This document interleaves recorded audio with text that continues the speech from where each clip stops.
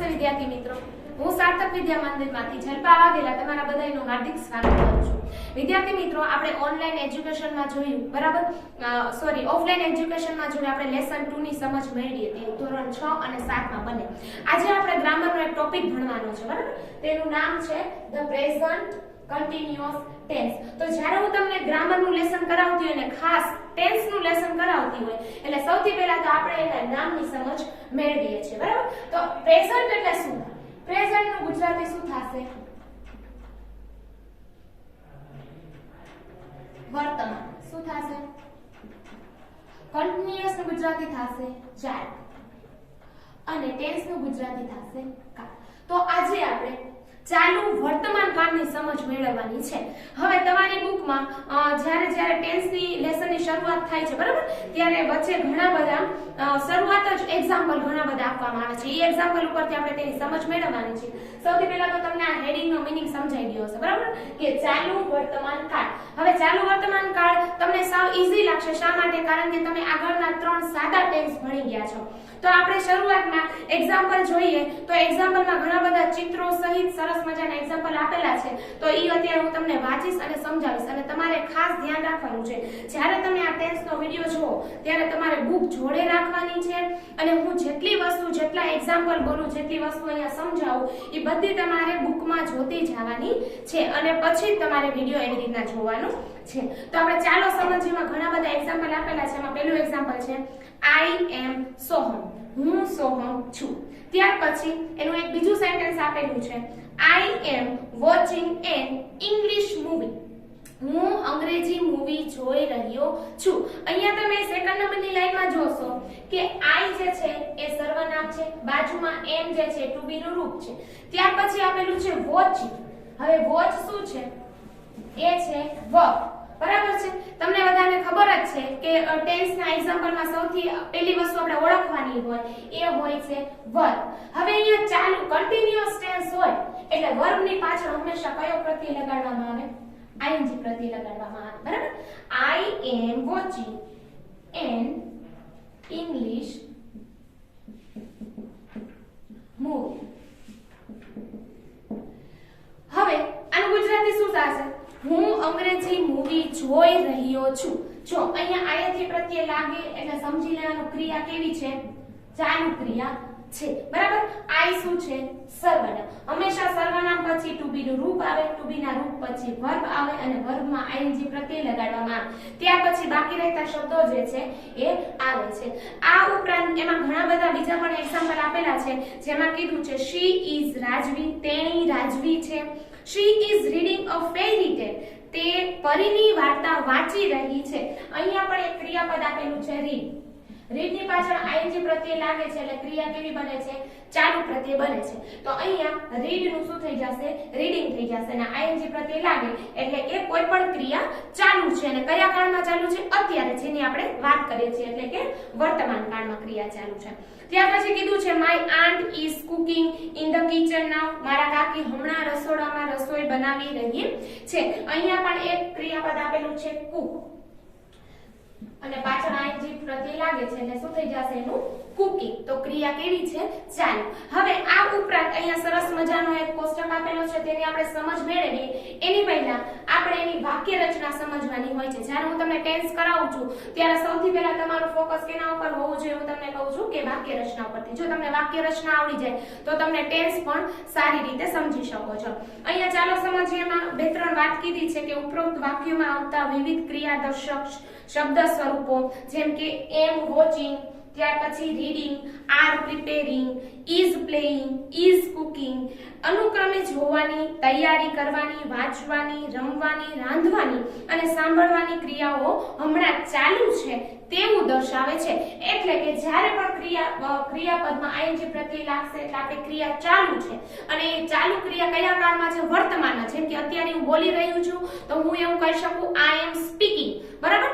Speak જે ક્રિયાપદ છે એની પાછળ હું આઈએનજી પ્રત્યય લગાડીશ. એટલે જ્યારે પણ આપણે કોઈ પણ ક્રિયા ચાલુ છે એવું દર્શાવવું છે તો ક્રિયાપદની પાછળ આઈએનજી પ્રત્યય લગાડીશું. ત્યાર પછી બીજો નિયમ એવું કહે છે કે હાલમાં કોઈ ક્રિયા ચાલુ છે, થઈ રહી છે તે દર્શાવવા કરતા જો પુરુષવાચક સર્વનામ હોય, વિશેષ નામ હોય કે સામાન્ય નામ હોય તેની સાથે ટુ બી નું રૂપ એટલે કે વર્તમાન કાળનું રૂપ કયું છે? એમ, ઇઝ અને આર.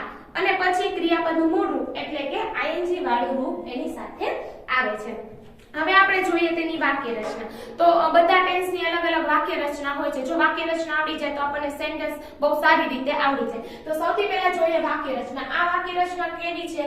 હકાર છે એટલે કે પોઝિટિવ છે. તો સૌથી પહેલા કોઈ પણ સેન્ટેન્સ ચાલુ થતું હોય તો એ સેન્ટેન્સ કોના વિશે છે? એ છે કર્તા, જેને ઇંગ્લિશમાં શું કહેવામાં આવે? સબ્જેક્ટ કહેવામાં આવે છે. તે તમને બધાને મેં તમને કીધેલું છે. ત્યાર પછી આવશે ટુ બી નું રૂપ. હવે વર્તમાન કાળના ટુ બી ના રૂપ કયા છે? 3 જે છે એમ, ઇઝ અને આર.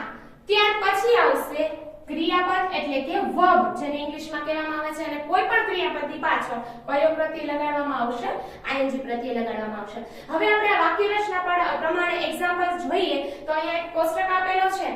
એમાં સૌથી પહેલા તો જોવાનું છે કે I am jumping, you are jumping, he is jumping, she is jumping, it is jumping. ત્યાર પછી બહુવચન છે we are jumping, you are jumping and they are jumping. અહીંયા તમને એક કોમન વસ્તુ જોવામાં આવશે. એક તો પેલું તે સર્વનામ. તો I, you, he, she અને it આ શું છે? સર્વનામ. સર્વનામ કોને કહેવામાં આવે? નામને બદલે વપરાતા શબ્દો, જેને ઇંગ્લિશમાં આપણે પ્રોનાઉન પણ કહી શકીએ છીએ. ત્યાર પછી છે ટુ બી ના રૂપ, જેમ કે am, are અને is. ત્યાર પછી અહીંયા પણ સર્વનામ આપેલા છે we, you અને they. અને હંમેશા બહુવચન સર્વનામ સાથે બહુવચન ટુ બી નું રૂપ આવે એટલે કે અહીંયા are અને are આપેલું છે. હવે આપણે ક્રિયાપદની આ વાક્ય રચના પ્રમાણે જોઈએ તો કર્તા કોણ છે? I. ત્યાર પછી ટુ બી નું રૂપ કયું છે? am. હવે જે છે we એટલે કે આઈએનજી વાળું ક્રિયાપદ વર્બ તે કયું છે? jumping. jump એટલે શું થાય? કૂદવું. પણ પાછળ આઈએનજી પ્રત્યય લગાડેલો છે એટલે તમારે શું સમજવાનું? ક્રિયા ચાલુ છે. I am jumping, you are jumping, he is jumping. અહીંયા તમારે એક વસ્તુ જોવાની છે કે પહેલા આવ્યું કર્તા, ત્યાર પછી ટુ બી નું રૂપ અને ત્યાર પછી we એટલે કે વર્બ. પણ કેવું વર્બ? આઈએનજી વાળું વર્બ. બરાબર? તો આ હતી આપણી હકારની વાક્ય રચના. તમારે ટેક્સ્ટ બુકમાં ઘણા બધા સરસ મજાના એક્ઝામ્પલ આપેલા છે, તે જોઈએ તો એવું કીધું છે કે જ્યારે ક્રિયાપદની પાછળ આઈએનજી લગાવવામાં આવે છે ત્યારે ongoing action એટલે કે the present continuous tense દર્શાવે છે. આપણે જમ્પ ક્રિયાપદનું ઉદાહરણ લીધું, જે આપણે અહીંયા જોયું કે જમ્પ ની પાછળ આઈએનજી પ્રત્યય લગાવ્યો એટલે કે ક્રિયા કેવી દર્શાવે છે? ચાલુ. બરાબર?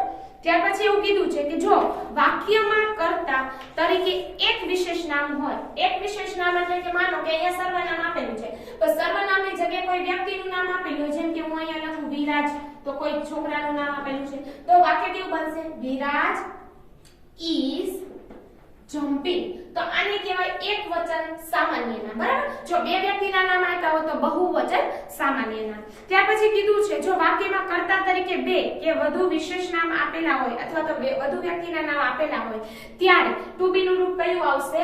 આઈએનજી આવશે. એટલે અહીંયા હું લખું કે Sita and Gita are jumping. તો અહીંયા બે કે બે થી વધારે વ્યક્તિના નામ લેશું ત્યારે એની સાથે કયું ટુ બી નું રૂપ મૂકશું આપણે? are. અને ત્યાર પછી ક્રિયાપદ અહીંયા કયું છે? jumping. અને ત્યાર પછી જે બાકી રહેતા શબ્દો આવે તે. હવે અહીંયા ઘણા બધા એક્ઝામ્પલ છે જે હું વાંચીશ અને તમારે બુક જોડે જ રાખવાની છે એટલે તમને એક્ઝામ્પલ દ્વારા તે સમજાય. અહીંયા એવું કીધું છે કે Viraj is taking his dinner. Viraj જે છે રાત્રિનું ભોજન લઈ રહ્યો છે. અહીંયા એક ક્રિયાપદ આપેલું છે take. take નું આઈએનજી પાછળ લગાડશો એટલે શું થઈ જશે? taking. taking એટલે શું થશે? લઈ રહ્યો છે અથવા તો ક્રિયા ચાલુ છે. ત્યાર પછી સેકન્ડ નંબરનું એક્ઝામ્પલ છે Riya is playing with her friends. Sia is playing with her friends. સિયા તેના મિત્રો સાથે રમત રમી રહી છે. અહીંયા સિયા નામની એક વ્યક્તિ છે. બરાબર? એના વિશે વાત કરી છે. હવે જ્યારે એક વ્યક્તિનું નામ આવે ત્યારે તમને ખબર જ છે એની સાથે ટુ બી નું રૂપ કયું આવે? is આવશે. અને પાછળ ક્રિયાપદ જે હોય તે આવશે. જો વધુ વ્યક્તિ હોય, બે કે વધારે વ્યક્તિ, જેમ કે ટોમ એન્ડ જેરી, તો અહીંયા હું બે વ્યક્તિના નામ લખું ટોમ એન્ડ જેરી. બરાબર?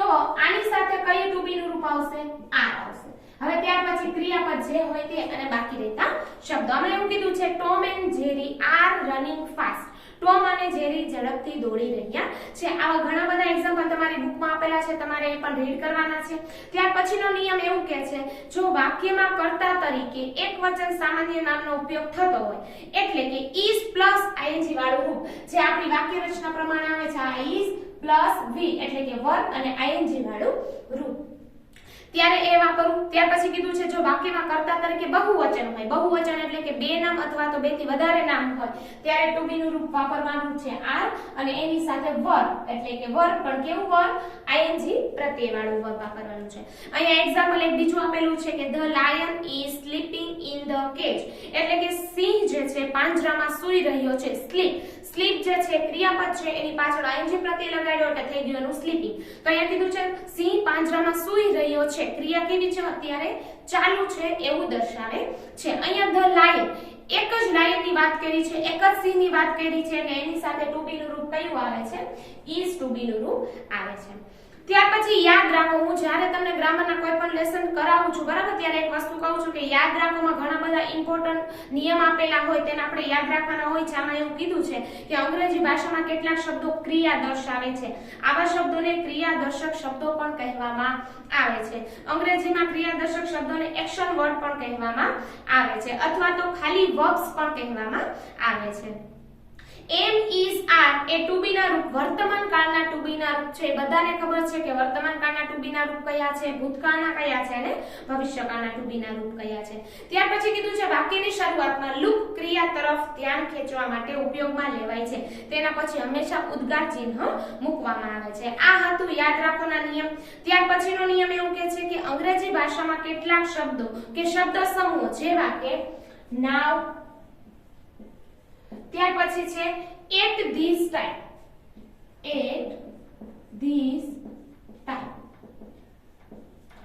ત્યાર પછી કીધું છે કરન્ટલી જે ચાલુ વર્તમાન કાળ દર્શાવે છે જ્યારે હું સાદા ટેન્સ કરાવતી હતી ત્યારે પણ કહેતા કે આપણે જે ક્રિયાદર્શક શબ્દ અમુક શબ્દો એવા હોય જે ક્રિયા અત્યારે ચાલુ છે જેમ કે નાવ જે છે તો નાવનું ગુજરાતી શું થશે હવે એટલે કે અત્યારે તો જ્યારે પણ વાક્યમાં નાવ at this time અથવા તો કરન્ટલી આવા શબ્દ જ્યારે આવે ત્યારે સમજવાનું કે આ વાક્ય કેવું છે પ્રેઝન્ટ કન્ટિન્યુઅસ ટેન્સ નું છે ત્યાર પછી ઘણા બધા એક્ઝામ્પલો આપેલા છે એમાં પહેલું એક્ઝામ્પલ હું તમને સમજાવી દઉં છું કે કીધું છે my father is watching TV now મારા પિતાશ્રી અત્યારે ટીવી જોઈ રહ્યા છે ત્યાર પછી કીધું છે she is doing her homework at this time એટલે કે અહીંયા કયો શબ્દ આવે છે at this time તો એનું ગુજરાત એવું કીધું છે તેણી આ સમયે તેનું ગૃહ કાર્ય કરી રહી છે તો વિદ્યાર્થી મિત્રો તમારે આ બધા જેટલા પણ અહીંયા એક્ઝામ્પલ આપેલા છે તમારે બધા એક્ઝામ્પલ વાંચવાના પણ છે અને તેને સમજવાના છે ત્યાર પછી આવે છે વાક્યો નકાર હવે જ્યારે પણ ટેન્સમાં હકાર વાક્ય તમે સમજાઈ જશે એટલે તરત તમને નકાર વાક્યની પણ ઓળખ જલ્દી થઈ જશે તો નકાર વાક્યની પણ વાક્ય રચના આ પ્રમાણે હોય છે સૌથી પહેલા આવશે કર્તા એટલે કે સબ્જેક્ટ વાક્ય જેના વિશે હોય તે ત્યાર પછી આવશે ટુ બી નું રૂપ તો આપણા વર્તમાન કાળના ટુ બી ના રૂપ 3 એટલે કે એમ ઇઝ આર હવે વાક્ય કયું છે નકાર છે તો જ્યારે વાક્ય નકાર હશે ત્યારે નોટ મૂકવામાં આવશે અને નોટ પછી વર્બ એટલે કે ing વાળું જે ક્રિયાપદ છે એ મૂકવામાં આવશે જો અહીંયા તમે જોઈ શકો છો એમ ઇઝ આર પછી ડાયરેક્ટ વર્બ મૂકવામાં આવે છે ing વાળું પણ અહીંયા એમ ઇઝ આર પછી નોટ મૂકીને પછી વર્બ મૂકવામાં આવે છે એટલે કે જ્યારે સેન્ટેન્સમાં નોટ આવશે ત્યારે વાક્ય કેવું બની જશે નકાર બની જશે આપણે કોષ્ટક દ્વારા તેનું ઉદાહરણ જોઈએ તો પેલું કીધું છે I am not playing you are not playing he is not playing she is not playing it is not playing ત્યાર પછી કીધું છે we are not playing you are not playing they are not playing અહીંયા અને અહીંયા એક તમને difference જોવા મળે છે અહીંયા ટુ બી ના રૂપ પછી સીધું ક્રિયાપદ છે અહીંયા ટુ બી ના રૂપ પછી સીધું શું મૂકવામાં આવે છે નોટ મૂકવામાં આવે છે ત્યાર પછી ક્રિયાપદ મૂકવામાં આવે છે બસ નકાર વાક્યમાં ખાલી એટલો જ ડિફરન્સ છે કે ટુ બી ના રૂપ પછી નોટ મૂકવામાં આવે એટલે વાક્ય કેવું થઈ જશે નકાર થઈ જશે ત્યાર પછી આમાં એવું પણ કીધું છે કે ચાલુ વર્તમાન કાળમાં નકાર વાક્ય બનાવવા માટે ટુ બી ના રૂપ એટલે કે એમ ઇઝ આર પછી નોટ મૂકવામાં આવે છે જે આપણે કોષ્ટકમાં જોઈ લીધેલું છે ત્યાર પછી આવે છે ઉલટ પ્રશ્નો હવે ઉલટ પ્રશ્નો એટલે શું તો તમને જ્યારે હું સાદા કાળ કરાવતી હતી બરાબર ત્યારે તમને ઉલટ પ્રશ્નની પણ મેં તમને વાક્ય રચના બનાવી દીધી હતી કે ઉલટ પ્રશ્નમાં હંમેશા ટુ બી નું રૂપ ક્યાં આવી જશે, આગળ આવી જશે. પણ જ્યારે તમે ટુ બી નું રૂપ આગળ લખો ત્યારે યાદ રાખવાનું કે પહેલો લેટર હંમેશા કેપિટલ કરવાનો, અને બીજું કે આપણું સેન્ટેન્સ જ્યારે કમ્પ્લીટ થશે ત્યારે પાછળ ક્વેશ્ચન માર્કની નિશાની ફરજિયાત મૂકવાની થશે. અહીંયા થોડા ઉલટ પ્રશ્નના નિયમ જે છે આપણે સમજી લઈએ.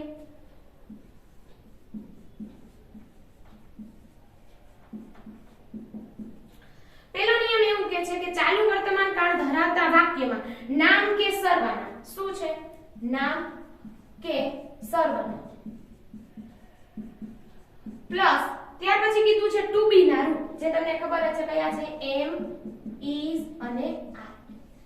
ત્યાર પછી આપેલું છે કે એની ફેરબદલી કરીને ઉલટ પ્રશ્નો બનાવી શકાય છે. માનો કે આપણી વાક્ય રચના આવી છે કે આઈ એમ જમ્પિંગ, બરાબર? હવે આને ઉલટ પ્રશ્નમાં ફેરવવું હોય ત્યારે સૌથી પહેલા તો ટુ બી નું રૂપ જે છે એને આગળ લઈ લેશું. એટલે પહેલા આવશે ટુ બી નું રૂપ, ત્યાર પછી જે પણ નામ કે સર્વનામ આપેલું હશે એને આપણે પાછળ લઈ લેશું, નામ કે સર્વનામ. ત્યાર પછી ક્રિયાપદ, પણ કેવું ક્રિયાપદ? આઈએનજી વાળું ક્રિયાપદ. અને ત્યાર પછી બાકી રહેતા શબ્દો, બરાબર? તો આપણે ત્યાર પછી બીજો નિયમ પણ એવું કહે છે કે ઉલટ પ્રશ્નના જવાબ યસ કે નો માં દેવામાં આવે છે અને પૂર્ણ રીતે એનો જવાબ પણ આપી શકાય છે. યસ નો ઉપયોગ હકારાત્મક, એટલે વાક્ય જો હકાર હોય તો એનો જવાબ દેશું આપણે યસ માં, અને વાક્ય જો નકારમાં હોય તો એનો જવાબ આપણે દેશું નો માં દેવામાં આવે છે. ત્યાર પછી કીધું છે ટૂંકા જવાબ આપતી વખતે યસ કે નો પછી કર્તા તરીકે વ્યક્તિ હોય, એટલે કે નામ આપેલું અથવા સર્વનામ, વ્યક્તિ એક હોય કે જાજી બધી હોય, પ્રાણી હોય, પક્ષી હોય કે વસ્તુ હોય, તેની જગ્યાએ સંબોધતું સર્વનામ વપરાય છે. એટલે કે જ્યારે પણ આપણે આનો જવાબ યસ કે નો માં દેશું, જો છોકરો હોય તો કયું સર્વનામ વાપરશું? હી. જો છોકરી હોય તો કયું સર્વનામ વાપરશું? શી. અને વસ્તુ, વ્યક્તિ કે પ્રાણી હોય તો વાપરશું ઈટ વાપરશું, બરાબર? અને જો વાક્ય બહુવચન હોય તો તમને ખબર જ છે કે યુ, વી, ધે આવા આપણે સર્વનામનો ઉપયોગ કરીશું. અહીંયા એક પેલું એક્ઝામ્પલ આપણે સમજી લઈએ. એક એક્ઝામ્પલ ઉપરથી તમને ઉલટ પ્રશ્નો કેવી રીતના કરવામાં આવે છે તે પણ સમજાઈ જશે.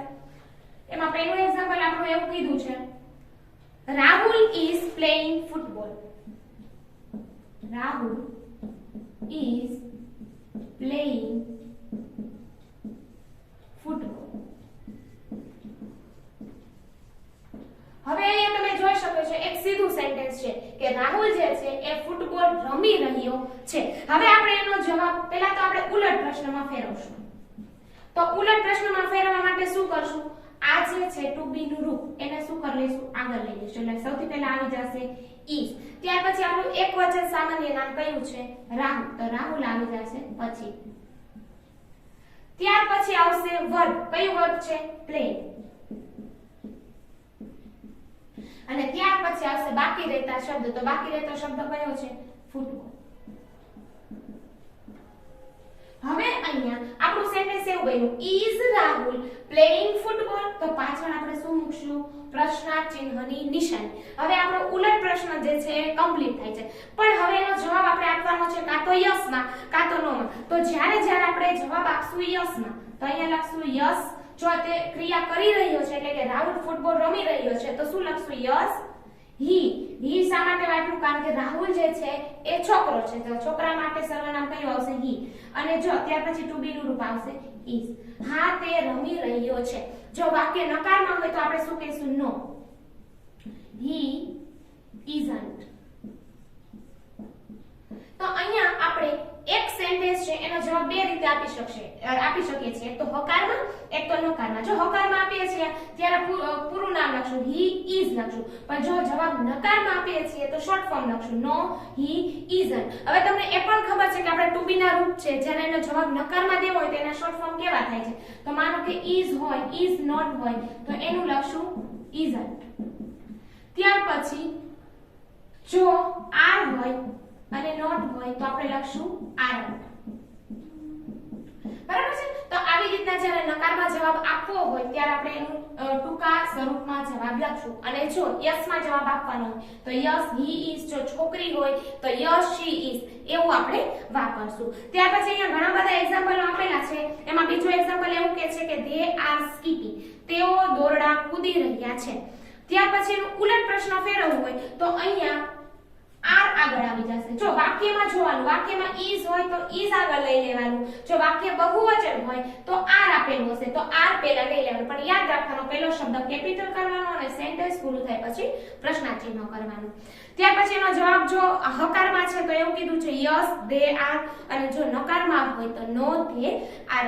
તો વિદ્યાર્થી મિત્રો અહીંયા તમને ઘણા બધા એક્ઝામ્પલ આપેલા છે, બધા એક્ઝામ્પલ તમારે રીડ કરવાના છે અને અંતે યાદ રાખવામાં એક સરસ મજાનું 3 નિયમ આપેલા છે. એમાં પહેલો નિયમ છે ઉલટ પ્રશ્નોના અંતમાં પ્રશ્નાર્થ ચિહ્ન અવશ્ય મૂકવું.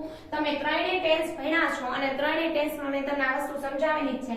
જો તમે ક્વેશ્ચન માર્ક નથી મૂકતા તો તમારો પ્રશ્ન કેવો બને છે? અધૂરો બને છે. ત્યાર પછી કીધું છે ઇઝ નોટ નું ટૂંકું સ્વરૂપ શું છે? ઇઝન્ટ. અને આર નોટ નું ટૂંકું સ્વરૂપ શું છે? આરન્ટ છે. ત્યાર પછી એમ નોટ નું ટૂંકું સ્વરૂપ શું છે? એમન્ટ. એટલે કે આવશે એમન્ટ. તો આ ત્રણે ટુ બી ના શોર્ટ ફોર્મ છે, બરાબર. ત્યાર પછી આપણું લેસન અહીંયા જે છે કમ્પ્લીટ થાય છે. તમારે આ આખા લેસનમાં 3 વસ્તુ સમજવાની છે: હકારની વાક્ય રચના, નકારની વાક્ય રચના અને ખાસ ઉલટ પ્રશ્ન, બરાબર. અને બાકી જેટલા પણ એક્ઝામ્પલ છે બધા એક્ઝામ્પલ તમારે રીડ કરવાના છે. હવે આપણે મળીશું નેક્સ્ટ વિડીયોમાં. Thank you.